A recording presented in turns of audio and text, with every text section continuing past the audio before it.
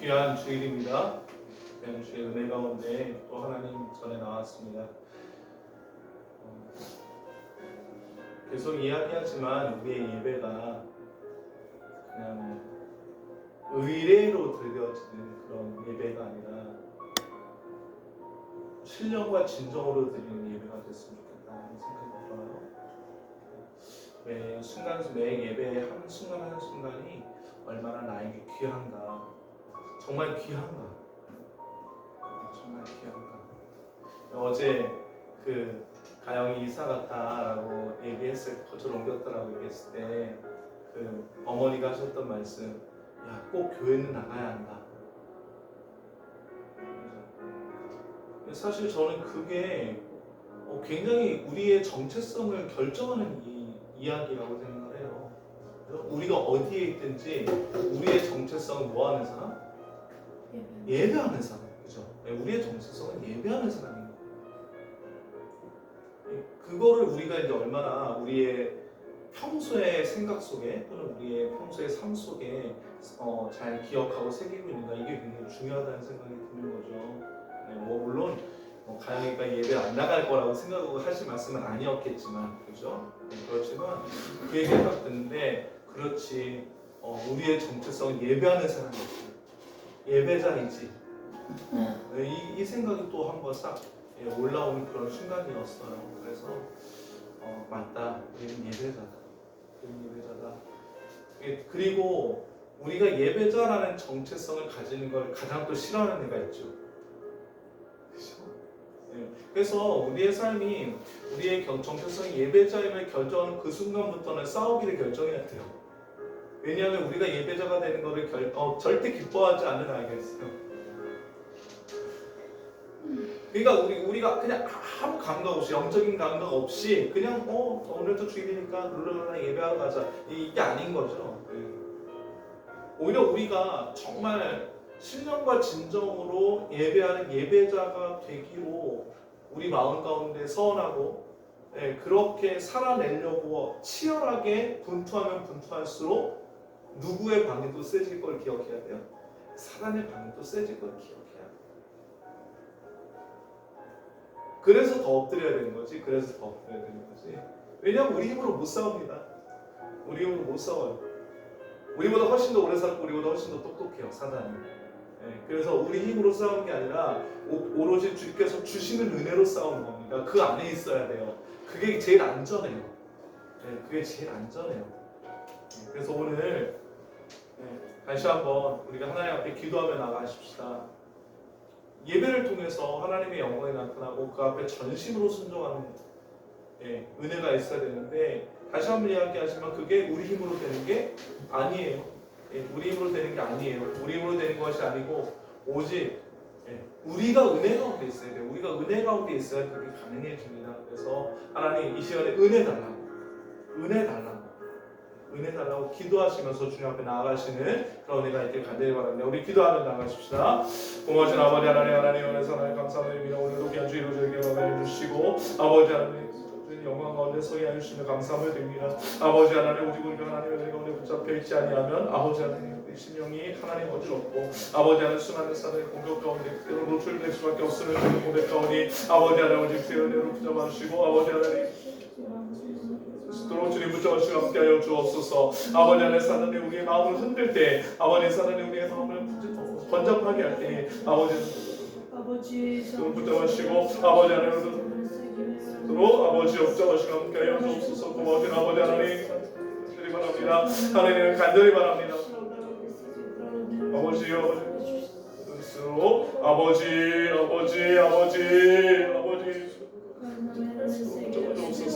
걸어가신 아버지, 스스로 하나님 은혜 주시고 스스로 주님 붙잡아 주옵소서. 아버지 하나님, 스스로 아버지 간절히 바라옵니다. 아버지 붙잡아 주옵소서. 아버지 붙잡아 주옵소서. 아버지 하나님,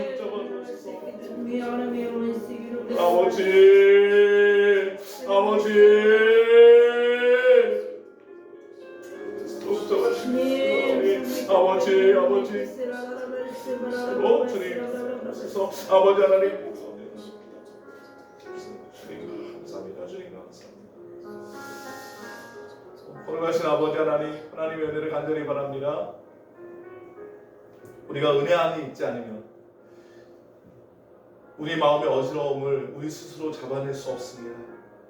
우리가 주의 은혜 가운데 붙잡혀 있지 않으면 우리의 생각을 사단이 빼앗아가는 것을 우리가 어찌할 수 없사오니 주님 다시 한번 주의 은혜 오른손 안에 저희를 붙잡아 주셔서 이 시간 주의 영광을 바라보게 하시고 주의 말씀이 울려 퍼질 때 우리 심령 가운데 기쁨이 넘치며 감격함으로 그 말씀에 굴복하는 귀한 은혜가 있도록 주님 붙잡아 주옵소서. 예수 그리스도 이름으로 기도하옵나이다. 아멘. 두 번째 기도하실 때 우리 교회 그리고 학원 그리고 특별히 초이학원 신학교 여기에서 기도하십시다. 특별히 오늘 와서 보니까 또 에어컨이 안 들어오잖아요. 아마 누수 문제가 계속 있는 것 같아요. 누수 문제가 있고 전기 문제가 하는데 사실 그렇죠. 이런 상황들을 해결하는 상황 가운데도 하나님의 간섭하심이 있어야 된다고 저는 생각해요. 하나님의 간섭하심이 있어야 됩니다. 그래서 하나님 상황 가운데 하나님께서 붙잡아 주셔서 건물의 문제 때문에 우리의 마음이 어려워지지 않아요. 또 학원 선생님들의 마음이 또 이 학원에 출입하는 아이들의 학생들의 마음이 어려워지지 않고 사실 지금 우리가 예배하는 이 공간이 가장 많은 학생들이 또 수업하는 공간이기도 해요.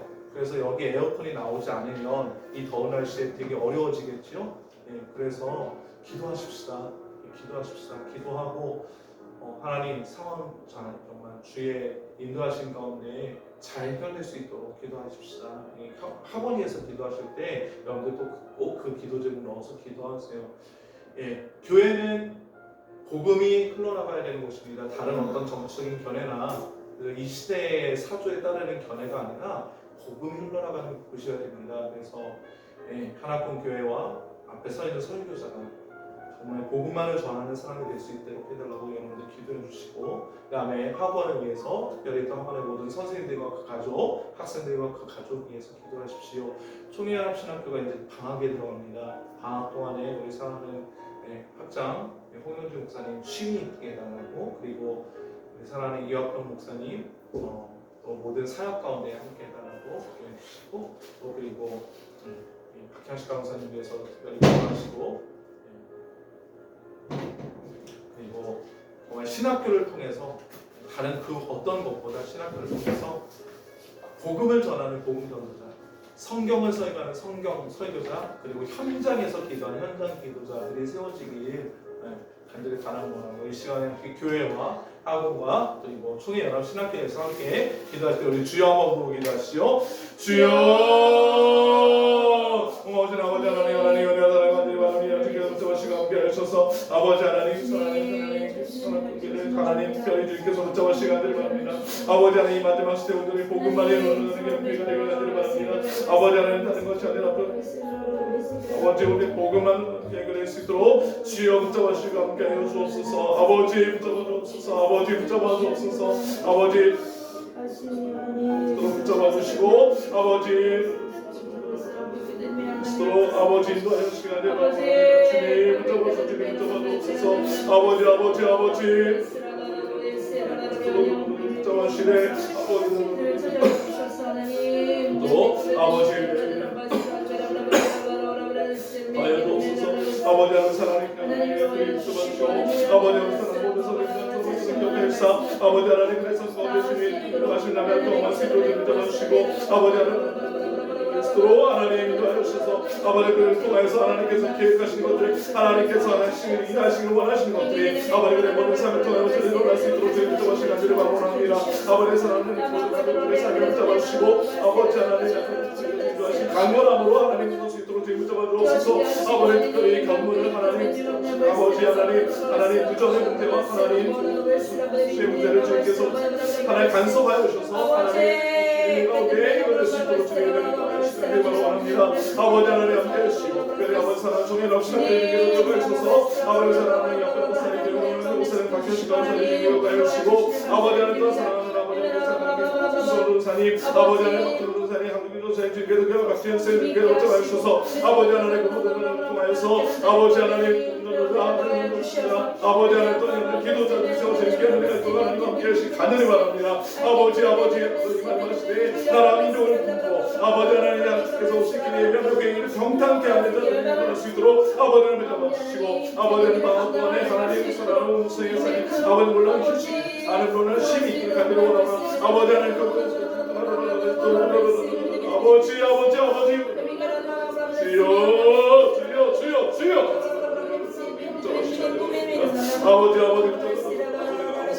감사합니다. 주님 감사합니다.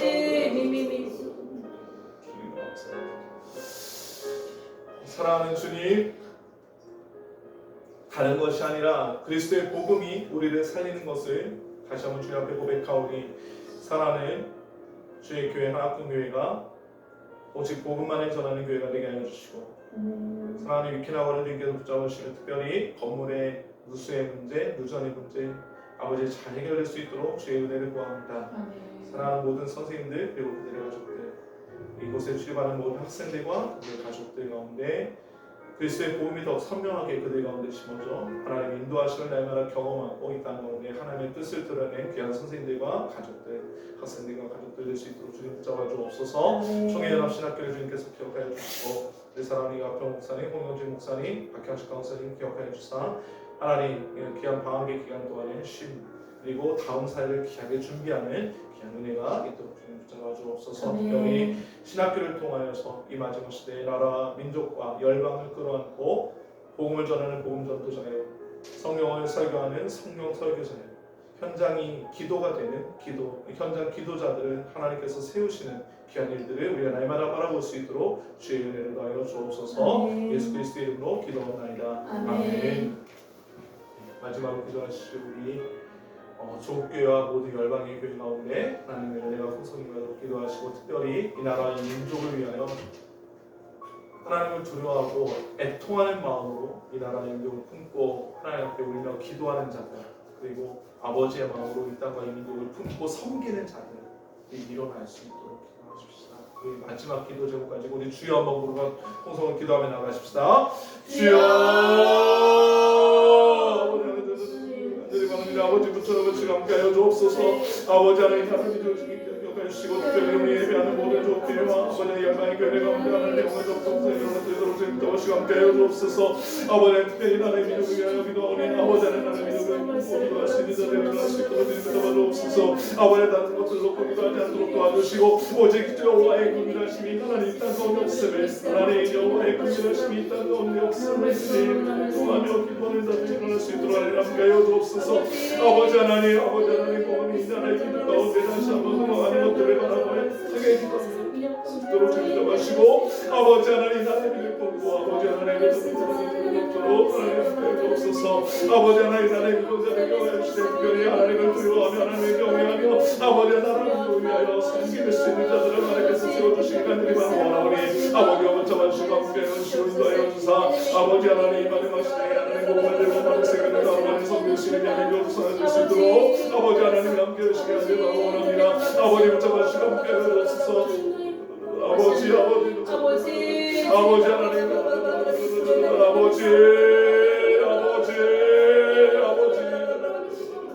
자에 있어서 아버지 하나님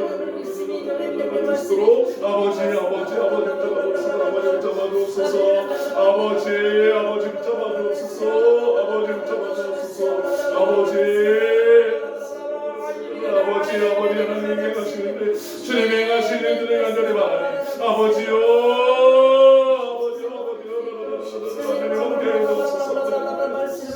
아버지 하나님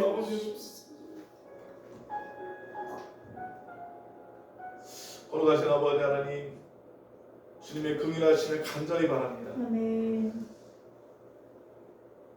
이 나라의 민족 가운데 다시 한번 주님의 긍휼하심이 풍성히 흘러넘치게 하시고 주의 복음이 이 나라의 백성을 살리는 이런 것들 경험할 수 있도록 그리고 이 나라의 백성이 이 마지막 시대에 주께서 이 땅에 다시 오시는 그날까지 열방을 향한 하나님의 도구로 귀하게 사용되는 은혜가 다시 한번 이 민족 가운데 부어질 수 있도록 그 일을 위하여 하나님의 긍휼하심을 구하며 애통하며 울며 기도하는 자들, 그리고 나라와 민족을 아버지 하나님의 마음을 품고 섬기는 자들이 일어날 수 있도록 주의 은혜를 더하여 주옵소서. 네. 예수 그리스도의 이름으로 기도하옵나이다. 아멘. 아멘. 우리 사도신경으로 우리 우리가 하나님과 사람답게 고백하십시다. 전능하사 천대를 만드신 하나님 아버지를 내가 믿사오며 그의 아들 우리 주 예수 그리스도를 믿사오니 이는 성령을 잉태하사 동정녀 마리아에게 나시고 본디오 빌라도에게 고난을 받으사 십자가에 못 박혀 죽으시고 장사한 뒤 사흘 만에 죽은 자 가운데서 다시 살아나시며 하늘에 오르사 전능하신 하나님 우편에 앉아 계시다가 저로서 산자와 순자를 심판하러 오시리라. 성령을 믿사오며 거룩한 공회와 성도가 서로 교통하는 것과 죄를 사하여 주시는 것과 몸이 다시 사는 것과 영원히 사는 것을 믿사옵나이다. 아멘. 이렇게 찬양하지요.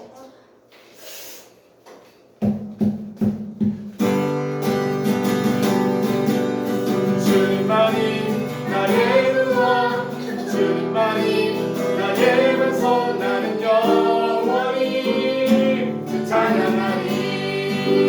주님만이 나의 승리, 주님만이 나의 승리, 주님만이 나의 능력, 나는 더욱더 주님이 아니. 다시 한번 찬양합니다. 주님만이 나의 구원, 주님만이 나의 구원, 주님만이 나의 반석, 나는 영원히 찬양하니.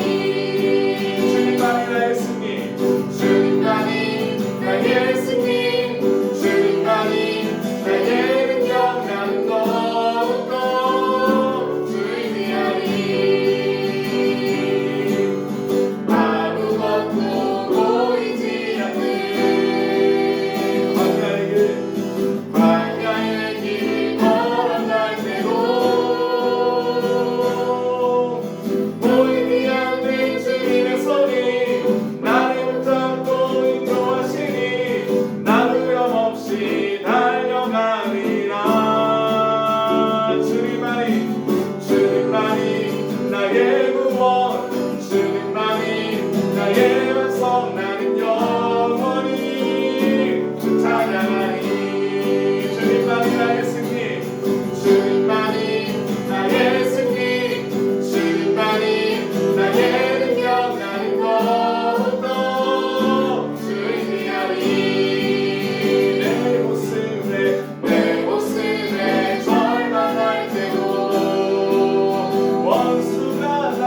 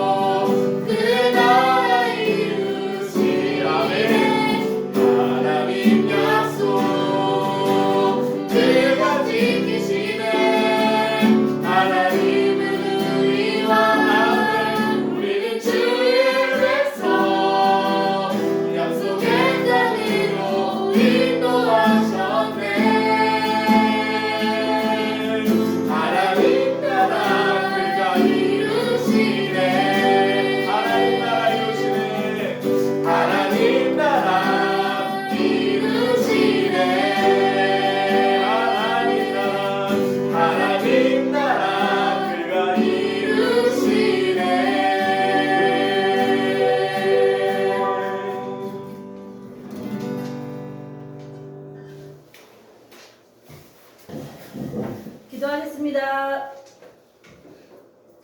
참 좋은 하나님 아버지 감사합니다. 하나님께서 귀한 시간을 허락하시고 이곳에서 6월 마지막 주 예배를 하나님 은혜 안에 드릴 수 있도록 해주신 것 감사드립니다. 하나님 오늘 들려주시는 하나님 말씀을 통하여서 우리 하나님 말씀 앞에 항상 정직하게 서게 하시며 그 말씀에 순종하며 하나님의 의와 평강을 이루어 나갈 수 있도록 하나님 도와주시기를 소망합니다. 하나님 우리 사랑하는 하나님 교회를 통하여서 이루어가신 하나님의 귀한 일들을 큰 일들을 기대합니다. 하나님 우리를 사용하여 주시고 우리가 그 일들을 사용하기에 잘 준비되어질 수 있기를 소망합니다. 특히 예수님 하나님 말씀을 전하시는 사랑하는 홍동원 전도사님을 주님께서 기억하여 주셔서 저희 입술을 통해서 증거되는 말씀 가운데 하나님의 놀라운 역사들이 이루어져 가기를 소망합니다. 하나님 이 시간 함께하는 우리 사랑하는 하나금교회 성도들 한 사람 한 사람 기억하여 주시옵소서. 그들이 이 시간 하나님 말씀에 온전히 집중하며 하나님 말씀을 기억하며 그 말씀대로 온전히 살아낼 수 있는 은혜와 믿음을 더하여 주시기를 소망합니다. 하나님 우리와 함께 또 예배하는 자들이 더 많아지기를 함께하는 자들을 위해서 그들이 언제 우리와 함께할지는 알 수 없지만 그들 가운데 하나님 은혜를 더해주시기를 소망합니다. 하나님 예배가 시작되었사오니 마치는 시간까지 우리 가운데 함께하신 하나님을 기대합니다. 감사드리고 예수님의 이름으로 기도했습니다. 아멘.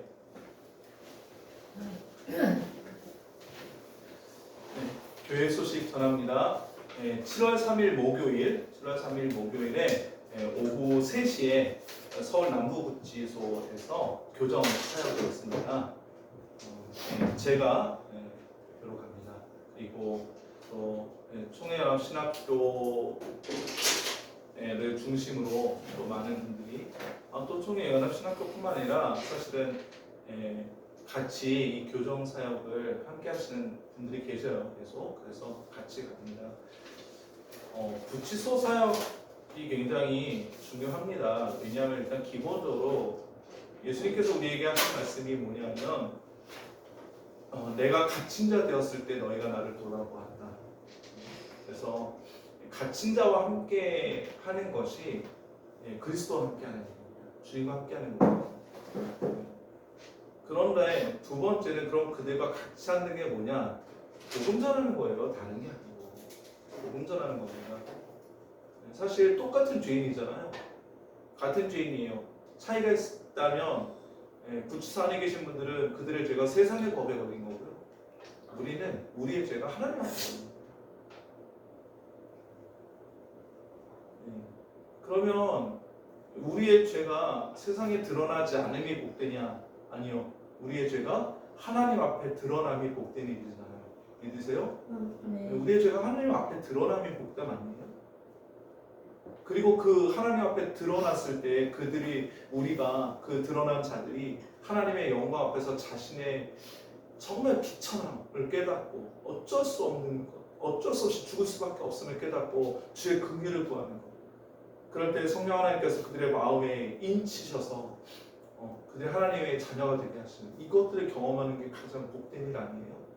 교정사역은 그것 때문에 하는 거예요. 다른 게 아니고. 그래서 사실은 사람 고쳐 쓰는 거 아니다라는 말을 가장 경계해야 되는 것이 교회예요. 저는 그렇게 생각해요. 왜냐하면 우리가 고쳤음을 받았어요. 우리가 고쳤음을 받았다. 난 쟤네들하고는 달라. 내가 어느 정도냐고요? 예수께서 우리를 위해서 죽으실 만큼의 죄인인데요.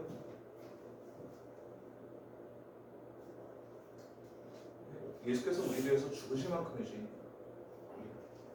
그거 믿는 사람들이 지금 함께 예배 가운데 있는 거 아니에요? 그렇잖아요. 그래서 안에 갇혀 있는 자들과 우리를 그 어떤 근거로도 갈라놓을 수 없어요. 똑같이 복음이 필요한 사람들이고 복음이 있어야 살아나는 사람들인 거예요. 단지 먼저 하나님께서 그 복음을 우리에게 허락해 주셨고 우리가 그것을 인해서 살아났을 뿐이에요. 그 차이예요. 그 차이예요. 그러니까 복음을 먼저 받은 자들이 어떻게 해야 돼요? 복음을 받지 못한 자들에게 전해야지. 그렇지 않겠어요? 전해야죠. 그들이 하나님의 자녀가 될 수 있는 길을 열어줘야죠. 그렇죠? 물론 성령 하나님께서 하셔야 되는 일이에요, 반드시. 하지만 전하는 자가 없으면 듣는 일도 일어나지 않아요. 다시요. 전하는 자가 없으면 듣는 일이 안 일어납니다. 없어요. 우리는 어떤 일을 감당하면 되는 거냐면 전하는 자의 일을 감당하면 돼요. 네, 전하는 자의 일을 감당. 거기가 교도소이든 군부대든 어디든 상관없어요. 똑같아요. 똑같아요. 우리의 사역의 본질은 무엇을 전하는 거예요? 복음을 전하는 거예요. 그 대상이 누구냐가 아니라 우리의 사역의 본질은 복음을 전하는 거예요. 그 대상이 누구냐가 본질이 아니에요. 우리의 사역의 본질은 우리가 무엇을 전하느냐입니다. 그죠? 그래서 이 본질이 흐트러지죠. 우리 안에서 무너지지 않고. 이 본질이 흐트러지지 않도록 우리가 하나님 앞에 서는 그날까지 이 본질이 우리 안에서 흩어지는 일이 없도록 날마다 기도했으면 좋겠습니다. 저는 목요일날 다녀올 텐데 그것을 위해서 좀 함께 기도해 주시기 바랍니다. 이 시간 우리가 우리의 삶과 또 우리의 삶을 대표하는 물질을 하나님께 봉헌하는 시간 되겠습니다. 봉헌이 뭔가요? 하나님 앞에 귀한 것들 드리는 것을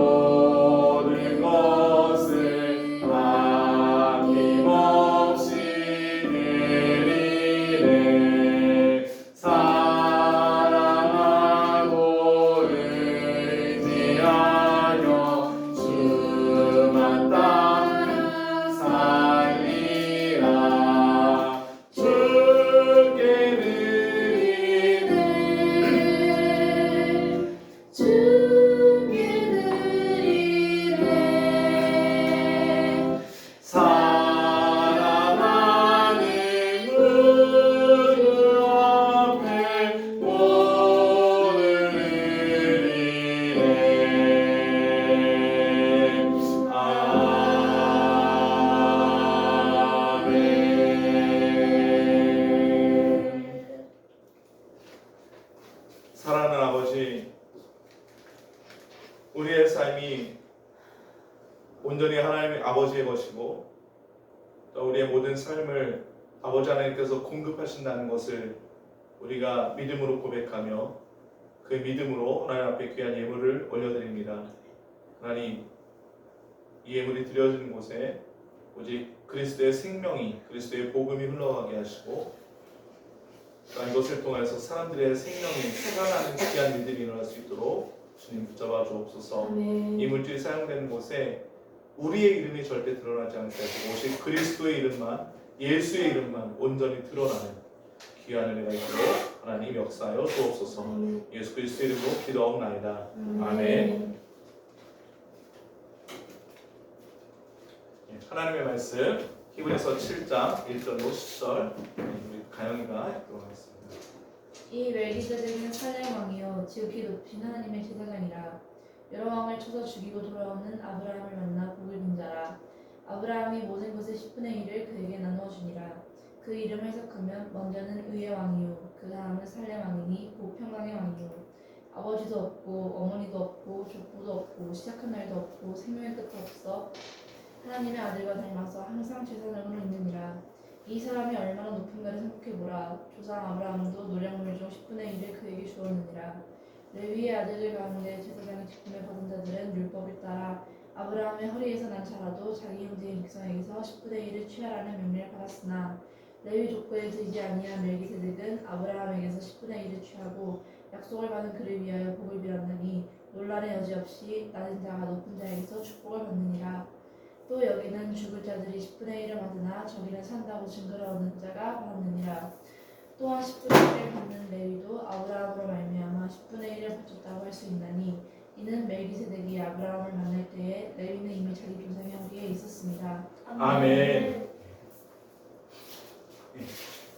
드디어 이제 오늘 본문에서 멜기세덱이 누구인가를 명확하게 소개를 하고 있어요. 그래서 사실은 이 멜기세덱이 누구인가를 이해하는 것은 이 히브리서의 수신자였던 예루살렘 공동체, 특별히 예루살렘 공동체 안에 그 유대교를 믿고 있었던 이스라엘 사람들, 그리고 이제 흩어져 살고, 또 히브리서는 이제 흩어져서 살고 있었던 디아스포라들, 그곳에서 예수 그리스도를 믿는 믿음을 붙잡고 있지만 여전히 전통 유대교의 그런 어떤 율법을 지키는 것에 수많은 도전을 받고 있었던 사람들에게 이제 쓰여진 성경이잖아요.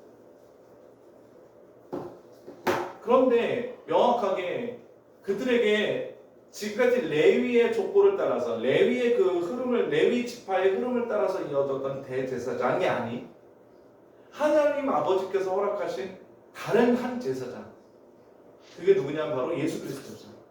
아들 예수를 우리를 위한 대제사장으로 세우셨다. 제가 계속 히브리서가 그 얘기를 하고 있잖아요. 그런데 이미 구약 성경에 이 예수 그리스도의 예표로서 한 대제사장을 세웠다, 한 제사장을 세웠다라고 히브리서 기자가 이야기를 하면서, 너희가 예수 그리스도가 대제사장 되신 것을 이해하기 위해서는 이 사람을 먼저 이해할 수 있으면 좋겠다. 그래서 이 사람의 예표를 따라서 아들 예수가 우리에게 한 대제사장이 되셨다라고 이야기하고 있는 거예요. 지금까지 몇 번 히브리서에서 언급해 왔지만 그가 바로 누구냐면 멜기세덱입니다. 사실 이 본문 자체는 너무나 명확해요. 이 본문이 말하고 있는 것은 굉장히 단순합니다.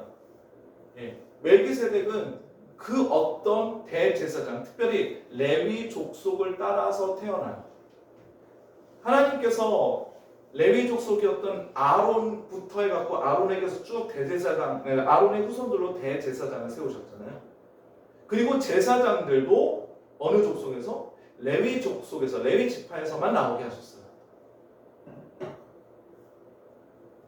그러니까 사실 유대교적인 전통으로 보면 이 레위 지파가 제사장 지파라는 거예요. 그런데 우리 히브리서 기자는 누구의 이야기를 하냐면 아브라함의 이야기를 해요. 그러니까 누가 먼저 했어요? 아론이 먼저 했어요? 아브라함이 먼저 했어요? 아브라함이 먼저 했다고요?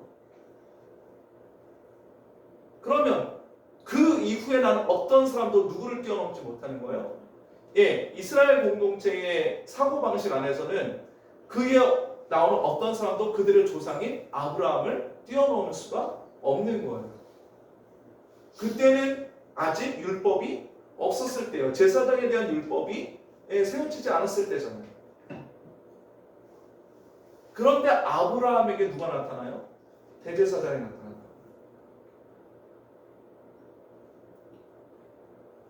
그러니까 율법적으로 사고하는 것이 너무나도 당연하고 너무나 자연스러웠던 이스라엘 공동체에게 율법에서 벗어난 제사장,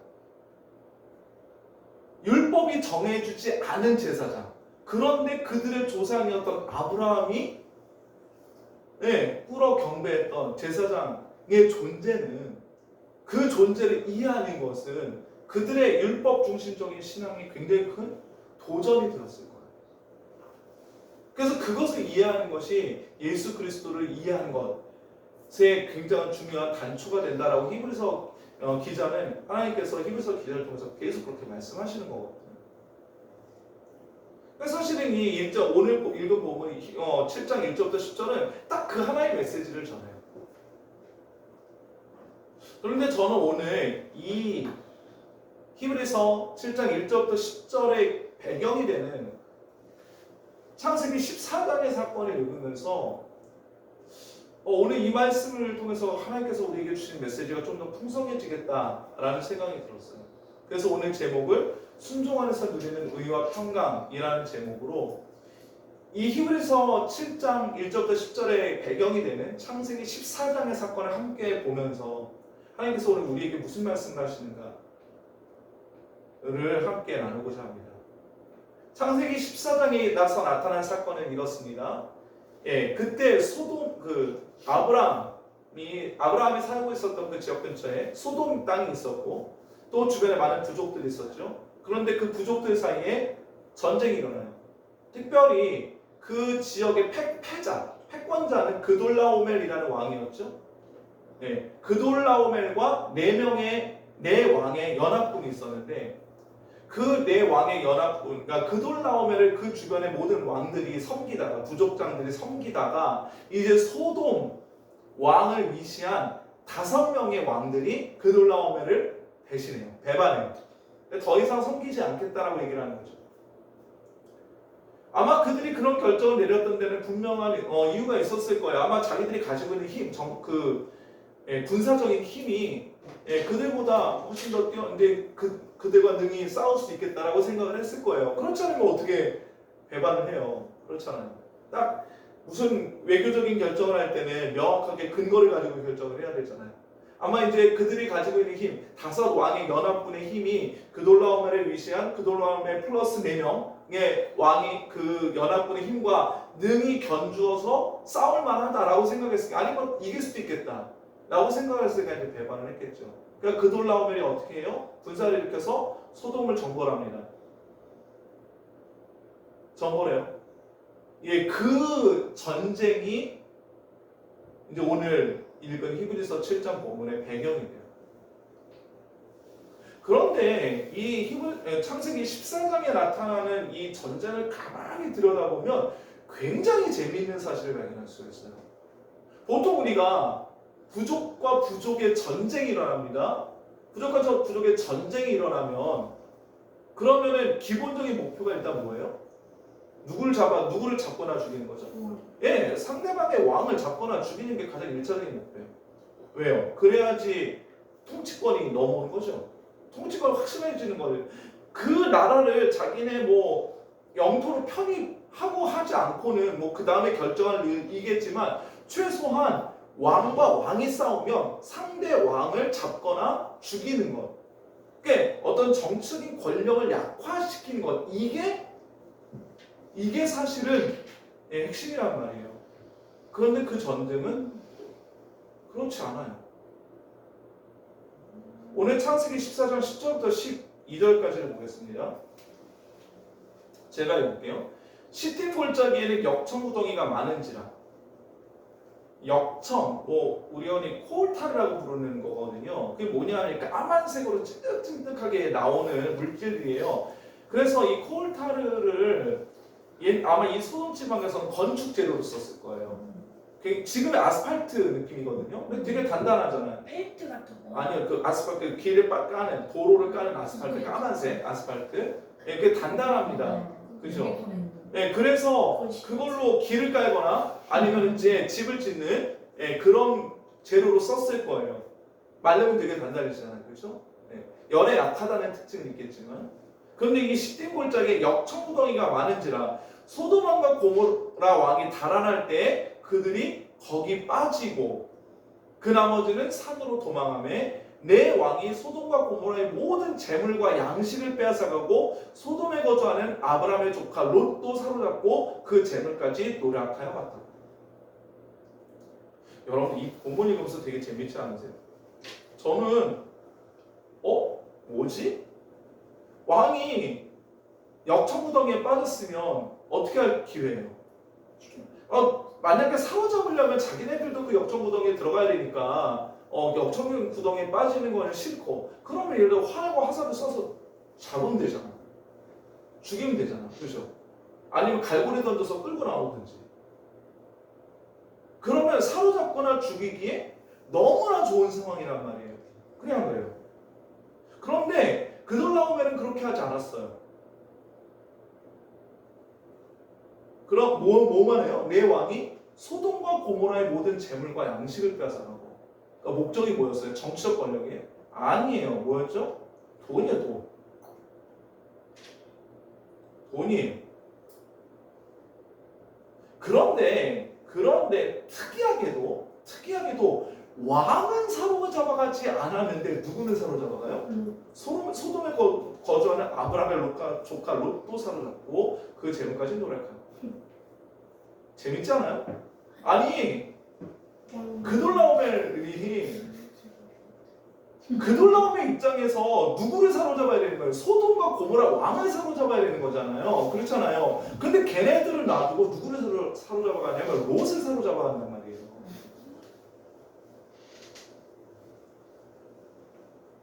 이거 누구를 향한 경고 메시지예요? 이거 누구를 향한 경고 메시지죠? 롯을 향한 경고 메시지예요. 자, 롯이 왜 소돔 땅에 살게 됐죠? 롯이 왜 소돔 땅에 살게 됐어요? 자, 창세기 13장에 무슨 일이 일어나요?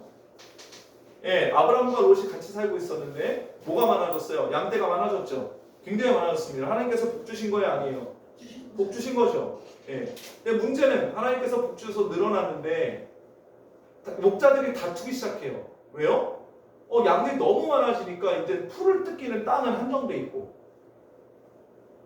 그렇잖아요. 예, 그쪽 고대 근동에 땅이라는 게 그렇잖아요. 유목민인데 이게 땅 때가 커지니까 이게 또 돌아다니기도 쉽지 않아요. 유목하기도.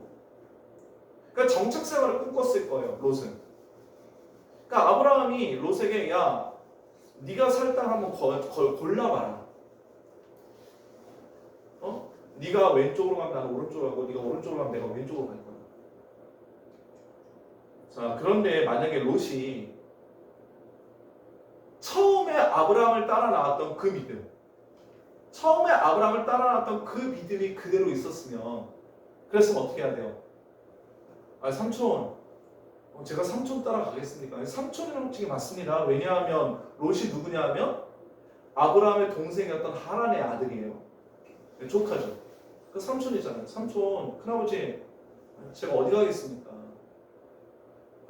큰아버지 옆에 하나님이 계신데 제가 어디 가겠습니까? 제가 그냥 한번 양떼 좀 줄이거나, 네? 양떼 좀 줄이거나 내보내든가 하죠. 저는 저기 큰아버지 옆에 있겠습니다. 해야 되는 거잖아요. 근데 그렇게 안 했다고요? 그렇게 안 했어요. 어떻게 했어요?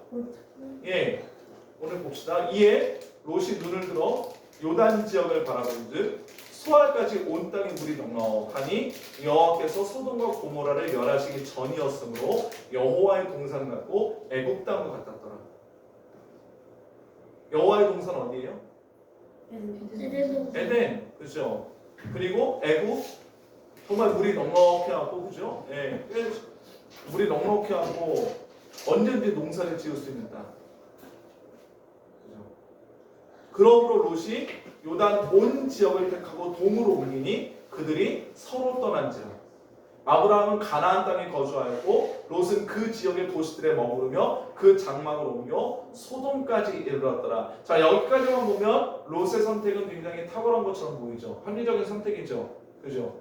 경제적으로 부유하고 안정할 수 있는 그런 지역을 따라갔어요. 롯은. 그런데 13절에 아주 중요한 곡선이 등장하죠. 뭐예요? 소돔 사람은 여호와 앞에 악하며 큰 죄인이었더라.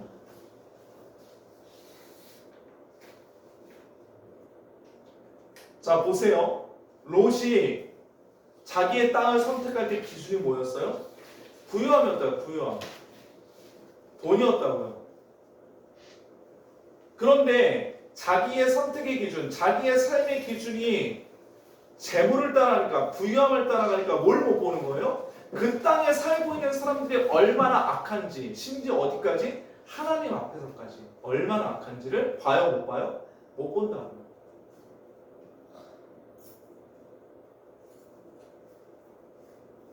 이럴 수 있어요. 이럴 수 있어요. 그런데 제가 아까 말씀드렸지만 아까 창세기 14장의 사건, 그돌라오멜이 소돔 왕과 고모라 왕을 사로잡지 않고 롯을 사로잡고 모든 재물을 다 탈취해서 가는 것. 이게 왜 제가 롯에 대한 경고라고 말씀드렸냐면 이 사건 때문에, 이 상황 때문에 그래요. 롯의 기준이 좋은 거예요, 좋지 않은 거예요? 좋지 않은 기준이 잘못된 기준이에요. 좋지 않은 기준이니까 뭐가 왜곡돼요? 선택이 왜곡돼 버렸다고요. 그것을 하나님께서 아세요. 그러니까 뭘 걷어가세요? 재물을 걷어가시는 거예요. 롯도 사로잡혀 가게 하신다. 그러면서 그 다음에 무슨 일이 일어나요? 아브라함이 와서 그돌라오메를 쳐부수고 롯과 그 모든 재물을 다 회복시켜 가잖아요. 자, 구원이 누구에게 있어요? 구원이 누구에게 있어요? 우리의 삶의 근원이 누구에게 있어요? 그걸 누가 깨달아야 돼요? 롯이 깨달아야 돼요. 롯이 깨달아야 된다고. 이 상황 앞에서 하나님께서 우리의, 그죠? 요즘 시대에 가장, 얼마 전에 제가 뉴스를 봤는데 요즘 10대 학생들에게 물어봤답니다. 행복의 조건. 행복의 조건이 뭐냐? 그랬더니 52.3%의 학생들이 재물이라고 했대요. 행복의 조건은 재물이에요. 가족, 친구는 놀랍게도 가족은 30%대였고 친구는 20%대였어요. 그러니까 행복의 조건은 뭐만 있으면돼요? 돈만 있으면돼요. 요즘 학생들의 생각이 그렇대요. 뭐 학생들의 생각이겠어요? 결국 그 생각 누가 넣어준 거예요? 어른들이 넣어준 거지. 그 얘기는 뭐예요? 그 얘기는 뭐예요? 이 시대의 사고가 이 시대의 사고가 지금 무엇 중심으로 가고 있다는 거예요? 재물 중심으로 가고 있다는 얘기예요. 어른이고 아니고 할 거 없이.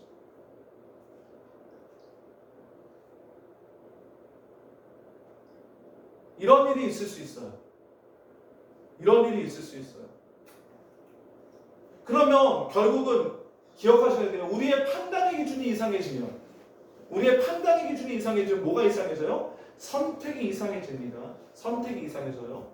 그러나 놀랍게도 하나님께서는 그러한 성도들의 삶에 개입하세요. 그래서 뭐 하세요? 경고하시고 말씀하세요.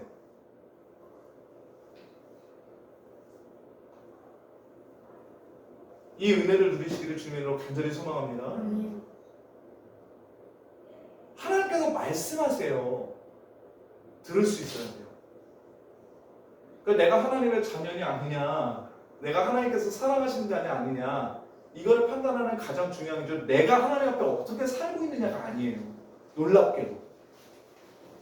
놀랍게도 내가 하나님 앞에서 어떻게 살고 있느냐가 우리가 하나님의 자녀냐 아니냐의 그거를 결정하는 게 아니고요. 그걸 드러내는 게 아니고 하나님께서 우리에게 말씀하시고 계신가 그렇지 않은가가 우리가 하나님께서 사랑하시는 자인가 아닌가를 드러내요. 우리가 우리의 삶을 포기할 때도 하나님은 우리를 포기하지 않으세요. 만약 우리가 하나님께서 사랑하시는 자라면. 그러면 계속 뭐 하세요? 우리에게 말씀하세요. 그 들을 수 있어야 돼요. 그 은혜가 우리에게 있기를 간절히 소망합니다. 그러면은 이 기준에서, 이 시대의 기준에서 하나님께서 우리의 공급자가 되시는가? 하나님께서 우리의 삶의 근원이 되시는가? 주원이라는 이름의 그 뜻대로 하나님께서 우리의 근원이 되시는가? 주원아, 네 이름의 뜻이 그거야. 하나님께서 우리의 근원, 물 근원이거든. 물의 근원이 되신다는 뜻이야. 귀한 이름이야. 그것을 우리의 삶으로 살아내야 되거든요. 자, 오늘 아브라함이 어떻게 그것을 드러냈는지 보십시다. 창세기 14장 17절부터 24절까지를 제가 읽어드릴게요. 아브라함이 그돌라오멜과 그와 함께한 왕들을 쳐부수고 돌아올 때 소돔 왕이 사회 골짜기 곧 왕의 골짜기로 나와 그를 영접하였고 살렘 왕 멜기세덱이 떡과 포도주를 가지고 나왔으니 그는 지극히 높으신 하나님의 제사장이었더라. 그가 아브라함에게 축복하여 이르되 천지의 주제이시오 지극히 높으신 하나님이여 아브라함에게 복을 주옵소서. 너희 대적을 내 손에 붙이신 지극히 높으신 하나님을 찬송할지로다 하네. 아브라함이 그 얻은 것에서 10분의 1을 멜기세덱에게 주었더라. 소돔 왕이 아브라함에게 이르되 사람은 내게 보내고 물품은 내가 가지라. 아브라함이 소돔 왕에게 이르되 천지의 주제이시오 지극히 높으신 하나님 여호와께 내가 손을 들어 맹세하노니 내 말이 내가 아브라함으로 치부하게 하였다 할까 하여 내게 속한 것은 실 한 오락이나 들매끈 한 가닥도 내가 가지지 아니하리라. 오직 젊은이들이 먹은 것과 나와 동행한 아넬과 에스골과 마물의 분깃을 제할지니 그들이 그 분깃을 가질 것이니라. 자, 볼게요. 일단 이제 오늘 히브리서 본문에 배경이 여기서 등장하죠. 자, 아브라함이 그돌라오메를 쳐부수고 모든 것들을 다 회복하고 돌아옵니다. 소돔 왕 신났죠. 그죠? 자기는 완전 빈털터리가 될 줄 알았는데 자기가 딱 군사력을 견주어서 해볼 만하다 하고 배반했더니 자기는 완전 박살이 나고 그런데 갑자기 318명 딱 데리고 간 아브라함이 그돌라오메를 쳐서 이겼어요. 놀랍죠? 놀랍죠? 그런데 더 놀라운 상황이 벌어집니다. 갑자기 누가 나타나요? 살레방 멜기세덱이 떡과 포도주를 가지고 나와요. 그는 지극히 높으신 하나님의 제사장. 이게 떡과 포도주를 가지고 나왔다는 사실도 예수 그리스도를 예표하는 중요한 증거물이 되기도 하죠. 아마 이 부분은 나중에 또 자세히 다룰 일이 있을 거라고 생각해요. 그런데 오늘 19장 보니까 하나님을 뭐라고 불러요? 천지의 주제이시요 지극히 높으신 하나님. 천지의 주제이시요 지극히 높으신 하나님. 이어 아브라함의 복을 줬어 그러면서 축복하잖아요. 그랬더니 아브라함이 그 축복을 받고 어떻게 해요? 자기 전쟁에서 거둔 물건의 10분의 1을 드려요. 멜기세덱에게 11조죠. 근데 여러분들 잘 기억하셔야 돼요. 원래 이 11조는 원래 누구에게 드리는 거? 원래 누구에게 드리는 거냐면 왕에게 드리는 거예요. 전쟁에서 이제 모든 물건의 10분의 1을 왕에게 돌리는 거예요. 근데 원래는 전부 다 드려야 되는 거죠. 근데 10분의 1을 드리는 게 뭐냐? 그게 결국 뭘 뜻하는 거냐면 이거 다 왕 겁니다.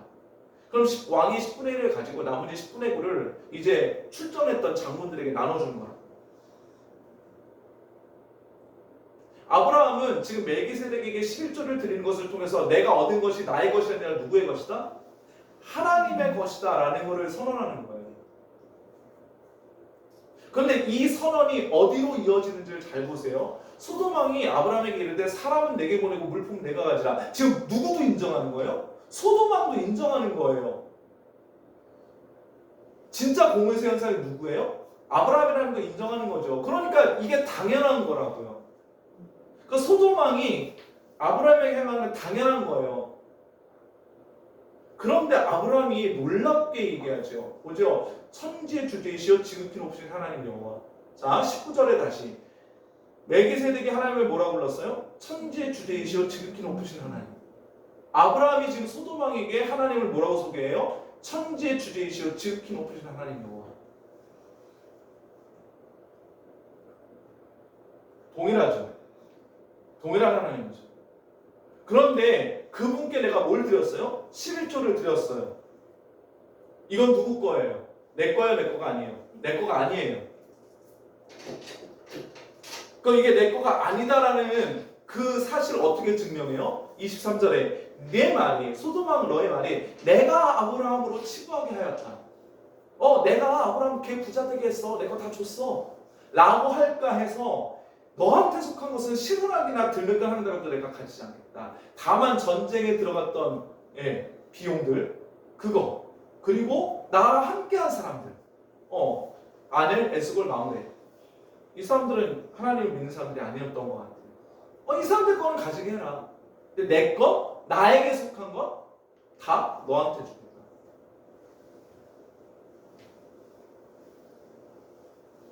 놀랍죠?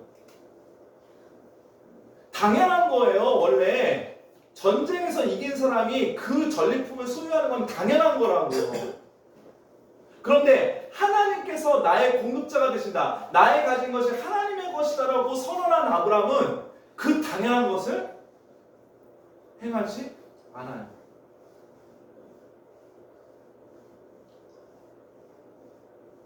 그 당연한 걸 행하지 않는다. 우리의 노동으로 우리가 모든 수를 다 가진다. 그래서 내가 본 것을 내가 쓰는 게 맞다. 이게 당연합니까? 당연하지 않다고요. 당연하지 않다고요. 잠언 30장에 아몬이라는 사람이 이렇게 기도하거든요.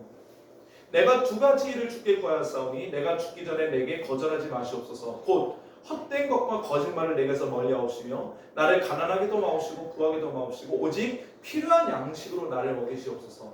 혹 내가 배불러서 하나님을 모른다 여호와가 누구냐 할까 하오며 혹 내가 가난하여 도둑질하고 내 하나님의 이름을 욕되게 할까 두려워함이니이다. 이 기도가 왜 대단한 건지 아세요?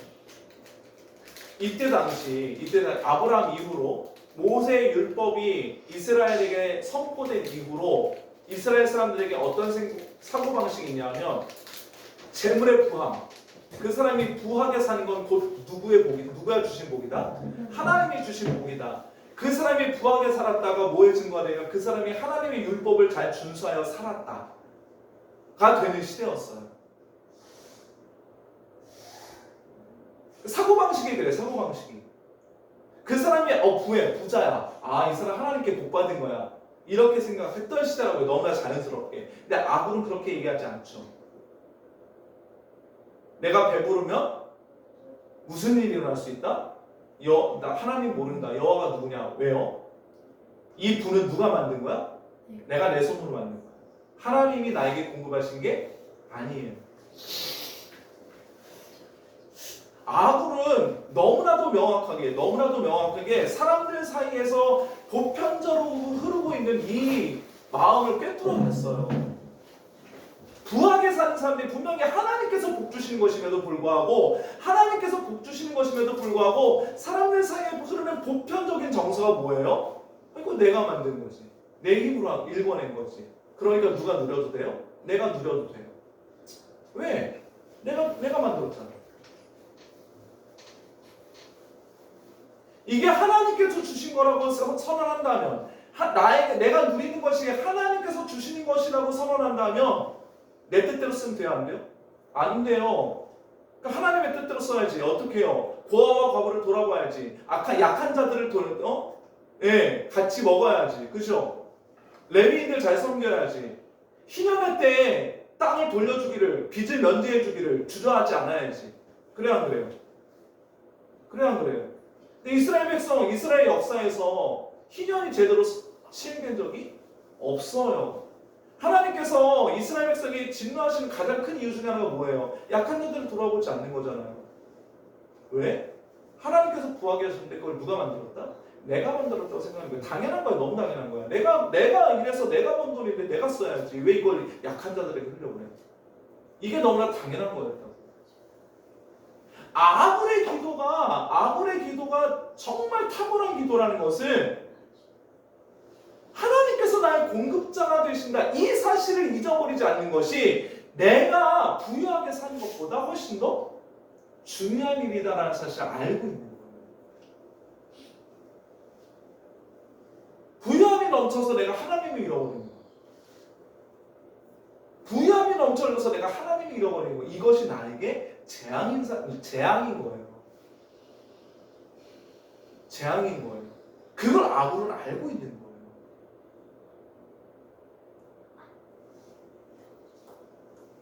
그러니 아굴이 얼마나 탁월한 거냐고요.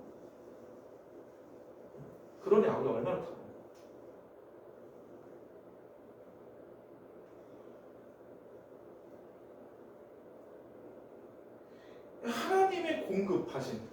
하나님의 공급하심을 우리가 정말 만족하면서 누릴 수 있는 것이 은혜예요.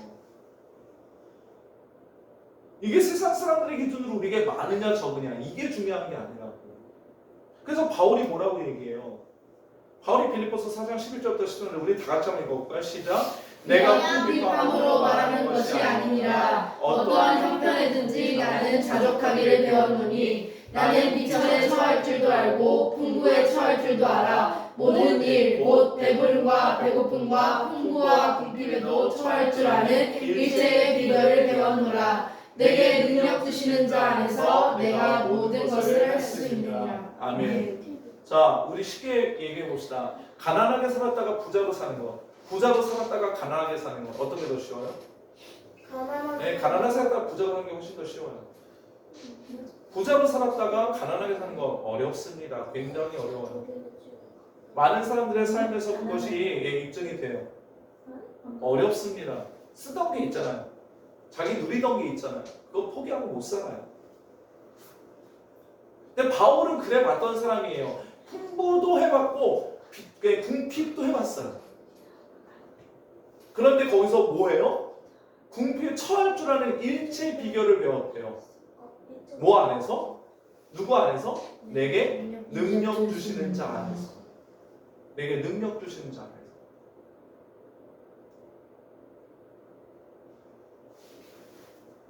내가 돈 안에 있는가? 내게 능력 주시는 자 안에 있는가? 다시요.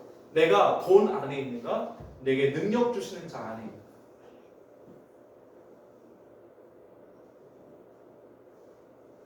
우리는 나그라 치열하게 그 싸움 싸우잖아요, 사실. 그죠?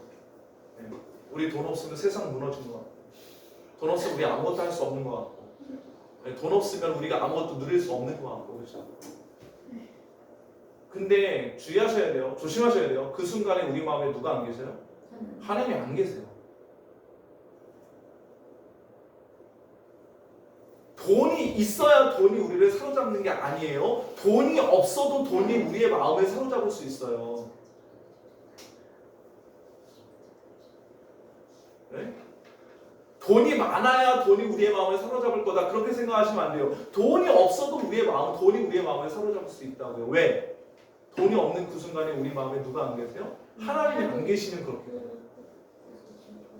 그럼 돈이 없음이라는 상황이 주는 염려가 우리의 신령감을 가득 차게 될 거예요.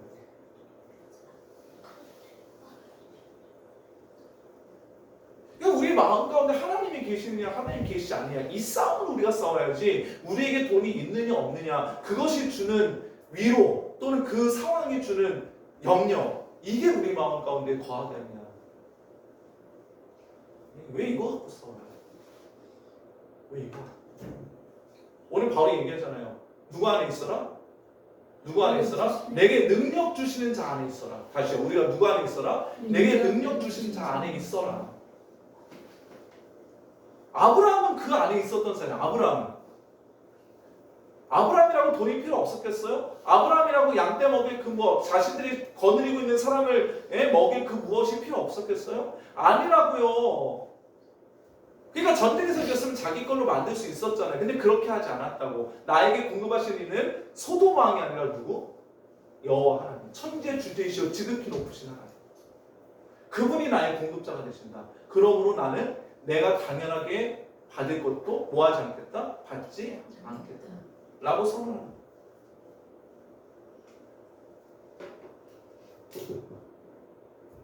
사랑하는 성도 여러분, 물질이 아니라 재물이 아니라 그리고 그 재물이 주는 위로 또는 그 재물이 주는 염려가 아닌 하나님의 공급하신 하나님의 능력 그리고 하나님의 위로하심이 우리의 심령과 우리의 삶을 지배하는 일이 있기를 주님의 이름으로 간절히 소망합니다. 그럼 어떻게 할 때 이게 가능할까요? 어떻게 할 때 이게 할까요? 그냥 하나님의 질서에 순종해야 돼요. 사실 하나님의 질서에 순종해야 돼요. 이제 오늘 본문으로 다시 돌아오십시다. 히브리서 7장 2절부터 10절.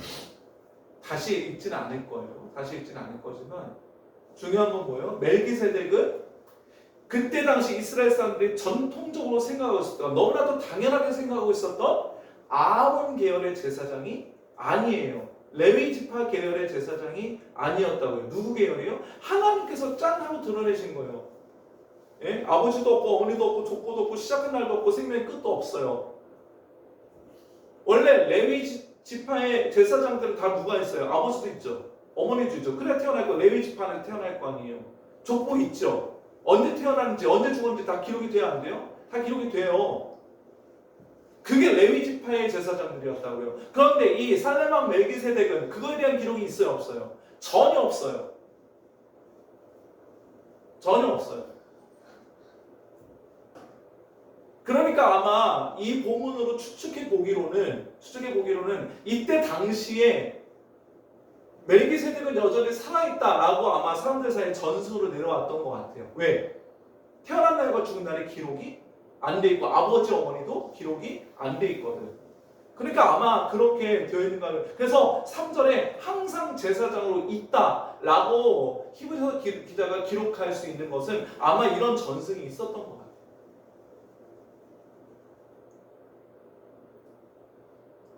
우리의 우리의 질서로 세운 왕이냐?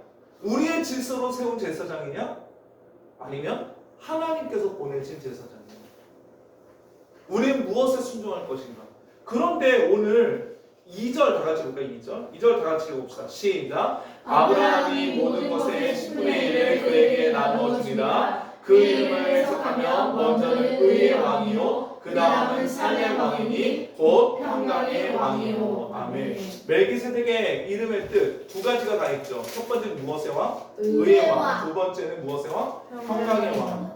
그런데 놀랍게도 이 의의 왕이고 평강의 왕은 이사야 선지자를 통해서 나중에 누구인 것으로 드러나요? 예수 그리스도인 것으로 드러나요.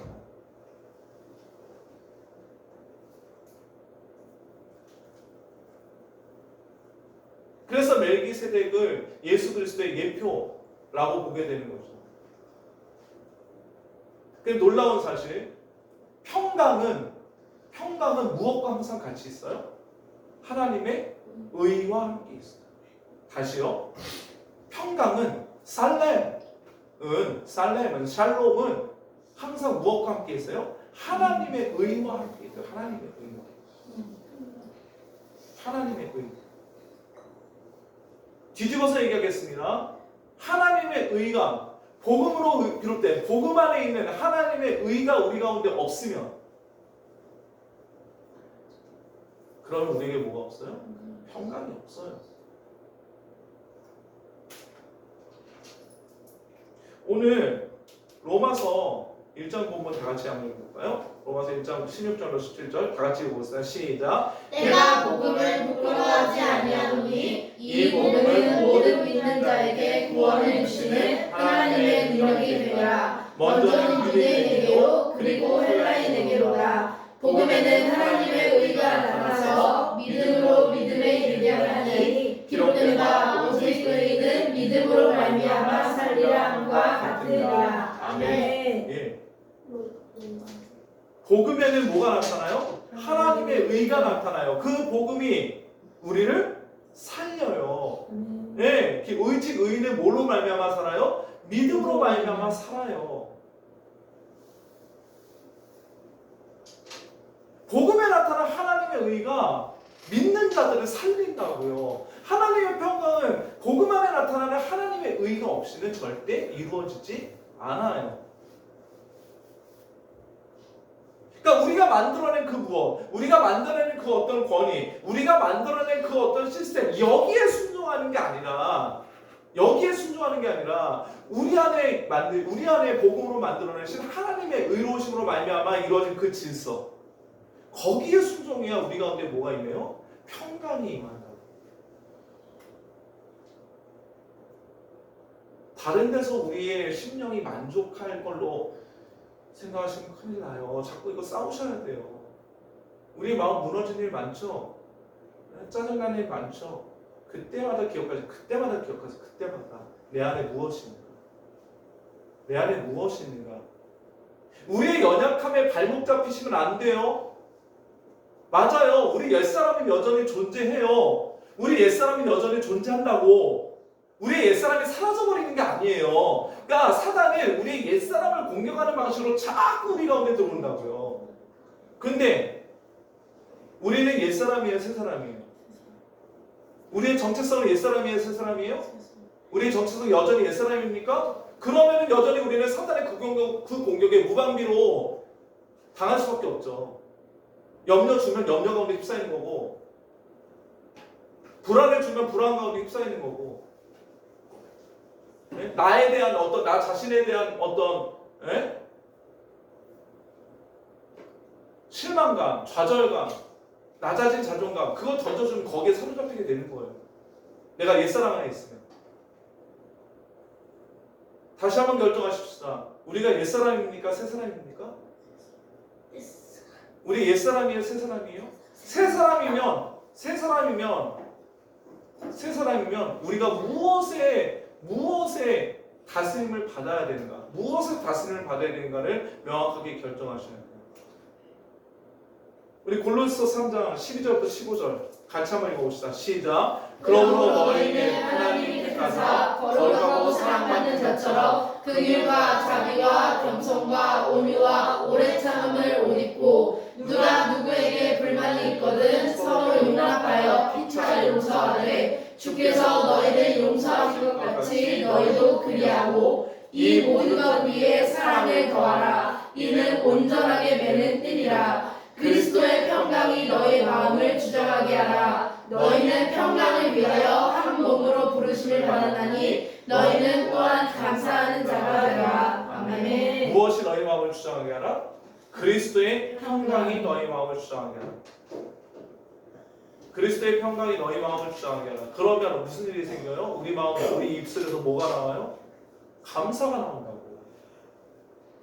감사가 나온다고. 만들어내요? 우리가 감사 만들어내요? 감사 만들어내면 안 돼요. 만들어낸 감사는 우리 자신을 속입니다. 감사의 상황이 사라져버리면 우리 감사도 사라져버리잖아요. 그죠? 그리스도의 평강이 우리의 마음을 주장하면 거기서 자연스럽게 감사가 나오는 거예요. 상황을 다르게 해석하게 된다고.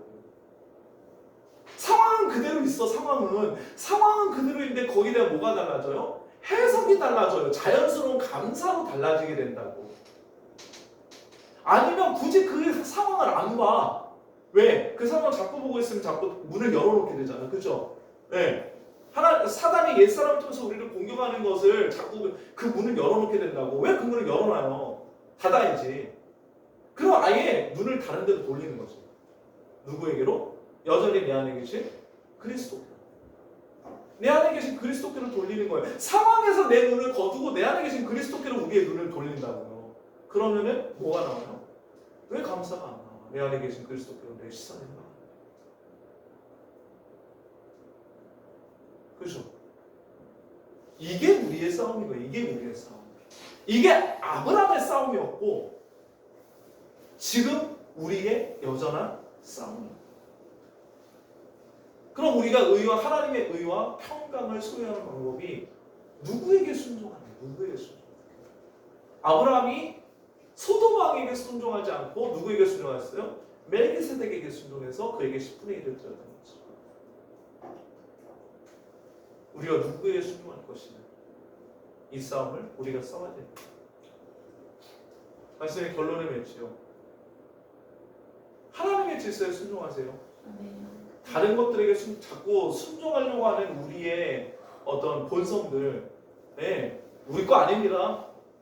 우리 거 아니에요. 우리는 새 사람이지 옛 사람 아닙니다.